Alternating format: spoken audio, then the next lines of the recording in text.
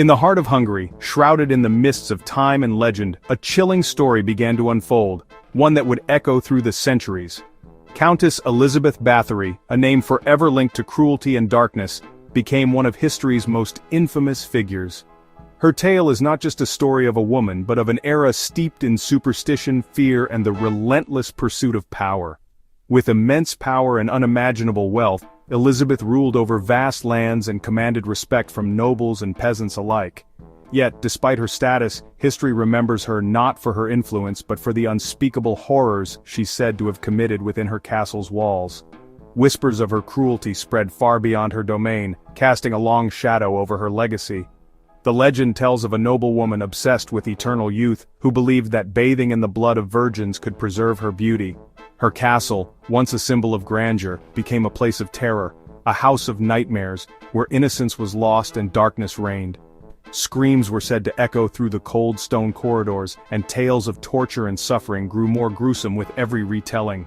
The walls themselves seemed to hold the secrets of the countless souls who vanished within. But was Elizabeth truly the most prolific female serial killer in history, or was something even darker at play?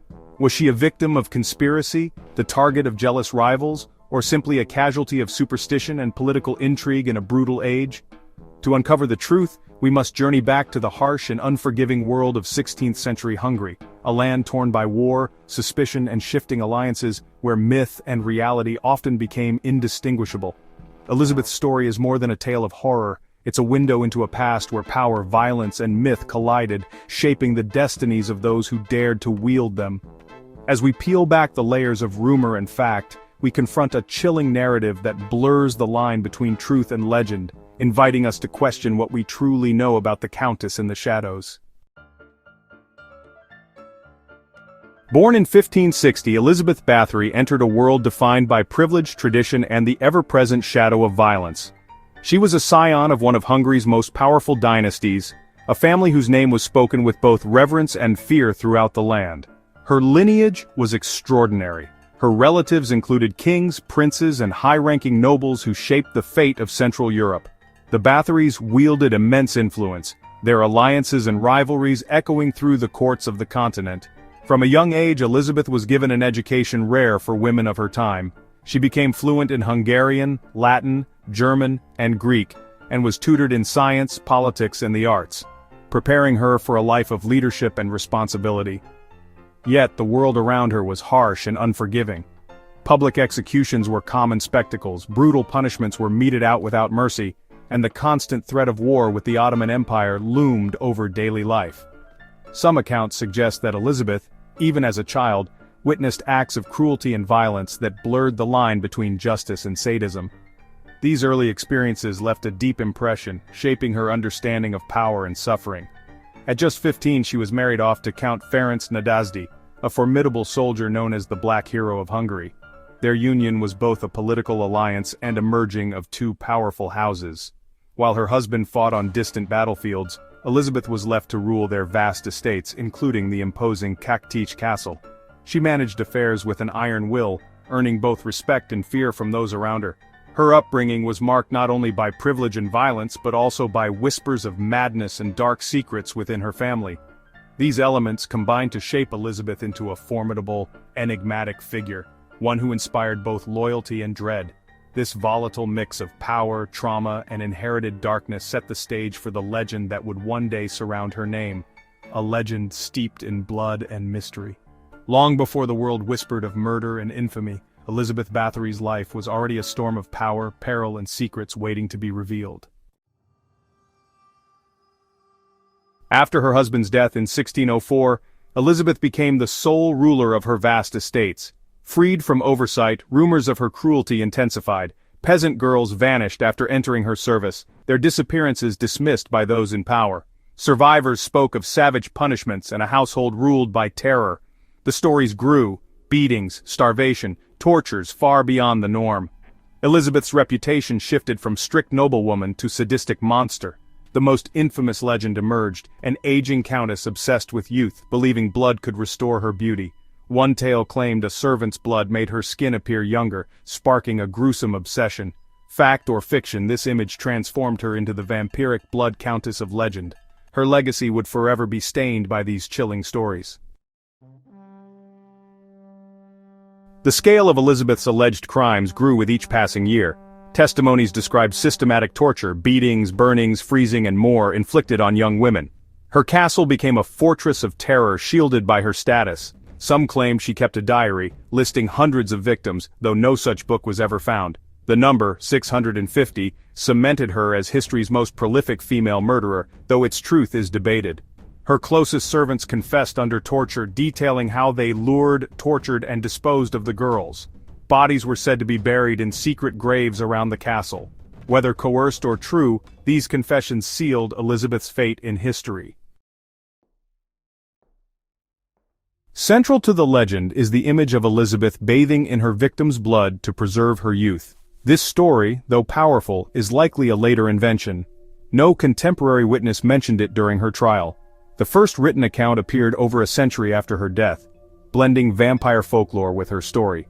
Still, the bloodbath myth became the defining feature of her legacy. It speaks to fears of aging and the monstrous lengths one might go to for beauty. The image of a noblewoman washing in the suffering of innocence is unforgettable. Fact or fiction, it elevated her from murderer to a symbol of evil. The Blood Countess became a real-life vampire in the eyes of history. For years, Elizabeth's power shielded her from consequences. Complaints from peasants were ignored, but everything changed when noble girls began to disappear. Their influential families demanded answers, and rumors reached the royal court. King Matthias II, motivated by debt and politics, ordered an investigation led by Elizabeth's cousin, Georgi Thurzo. Thurzo gathered hundreds of witness statements, stories of torture, murder, and secret burials. The evidence was overwhelming, and the shield of nobility finally cracked. With the testimonies mounting, Thurzo prepared to act. The day of reckoning for the Countess had arrived. Her downfall was as much about power and politics as it was about justice. The legend was about to become a scandal that rocked Hungary. On December 30th, 1610, Thurzo stormed Kaktich Castle, allegedly catching Elizabeth in the act. The scene was horrific. Dead and dying girls, others imprisoned. Elizabeth was arrested. Her reign of terror ended. She never faced a public trial. The scandal was too great for the nobility to risk. Her servants were tried, confessed under torture, and executed brutally. Elizabeth, spared execution due to her status, was sentenced to permanent house arrest. She was walled up in her own castle, cut off from the world. Her punishment was isolation, living out her days in the darkness she had created. The Blood Countess became a prisoner of her own legend. Her fate was sealed, but her story was far from over. Elizabeth was sealed inside Kaktich Castle, condemned to solitary confinement. Her world shrank to a bricked-up room, with only a slit for food and water. Once powerful, she was now powerless, forgotten by the world outside. For nearly 4 years she endured isolation, her name spoken only in whispers. In 1614 she died alone in the darkness, her end as mysterious as her crimes. Denied burial in the local churchyard, her body was hidden away by her family. Her death only deepened the legend. The image of the Countess walled up and dying alone became the final haunting chapter. Justice or poetic irony seemed served. But the Blood Countess's ghost would haunt history for centuries to come. Where does truth end and legend begin? When we look back through the mists of time, the line between fact and fiction often blurs, especially in stories as dark and captivating as that of Elizabeth Bathory. Some historians now argue Elizabeth was a victim of conspiracy, her wealth and power coveted by rivals. In a world where noble families schemed for influence, accusations could be as deadly as any weapon. Testimonies were extracted under torture, and the infamous bloodbath story appeared long after her death. The evidence against her, much of it second-hand and coerced, raises questions about what really happened behind castle walls. Was she a sadistic killer, or a scapegoat in a world hostile to powerful women? In an era when female authority was often met with suspicion, it's possible her independence made her an easy target. The truth is murky. She was likely cruel, but the scale of her crimes may have been exaggerated. The stories grew with each retelling, transforming her into a figure of myth as much as history. Her story endures because it's the perfect horror tale: beauty, power, cruelty, and the supernatural. The legend of the Blood Countess taps into our deepest fears and fascinations, blending reality with nightmare. The Blood Countess has inspired countless books, films, and legends. Her name echoes through pop culture, a symbol of both terror and intrigue, ensuring her story is never forgotten. Her legacy forces us to question history, myth, and the price of power.